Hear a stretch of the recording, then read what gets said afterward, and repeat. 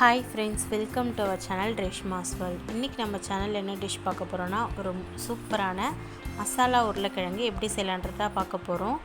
இது சாம்பார் சாதம், தயிர் சாதம், வெரைட்டி ரைஸ், சப்பாத்தி, தோசை எல்லாத்துக்கும் ரொம்ப டேஸ்ட்டாக இருக்கும். உருளைக்கிழங்கு இருந்தால் கண்டிப்பாக ஒரு முறை இப்படி செஞ்சு பாருங்கள். செய்கிறது ரொம்ப ரொம்ப சிம்பிள் தான். வாங்க வீடியோக்குள்ளே போய் எப்படி செய்யலான்றதை பார்க்கலாம்.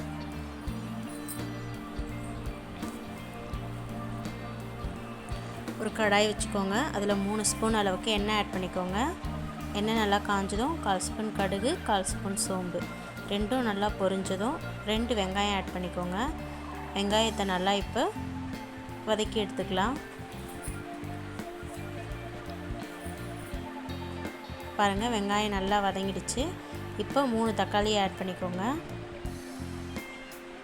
கூடவே 1/4 ஸ்பூன் மஞ்சள்தூள், கொஞ்சமாக உப்பு போட்டு நல்லா வதக்கிக்கலாம்.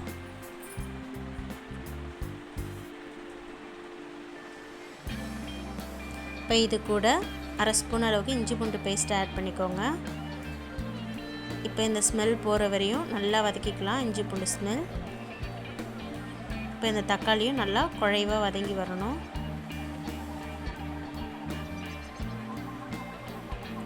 பாருங்கள், நல்லா வதங்கி வந்துருச்சு தக்காளி. இது கூட 1 ஸ்பூன் அளவுக்கு வீட்டு மிளகாய்த்தூள் ஆட் பண்ணியிருக்கேன்.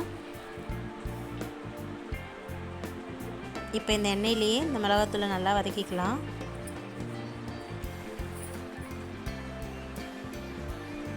இப்போ இது கூட 1 டம்ளர் அளவுக்கு தண்ணி ஆட் பண்ணி மிளகாய்த்தூளோட பச்சை வாசனை போகிற வரையும் இதை நல்லா கொதிக்க வச்சு எடுத்துக்கலாம். கொஞ்சம் கருவேப்பிலை ஆட் பண்ணிக்கோங்க.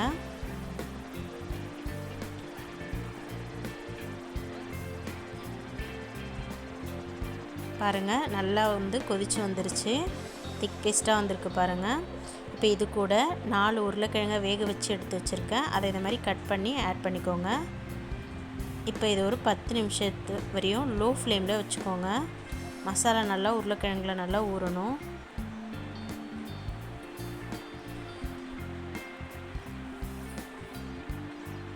லோ ஃப்ளேமில் வச்சுக்கோங்க, அப்போ தான் அடி பிடிக்காமல் இருக்கும். இடையில கலரி விட்டுக்கோங்க. ஒரு 5 to 10 மினிட்ஸ் லோ ஃப்ளேம்லே இருக்கட்டும்.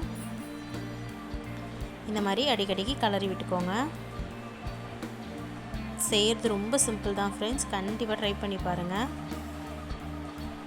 மேலே லைட்டாக கொத்தமல்லி தழை தூவி மிக்ஸ் பண்ணி இறக்குனிங்கன்னா ஒரு சூப்பரான மசாலா உருளைக்கிழங்கு ரெடி ஆகிடுச்சு.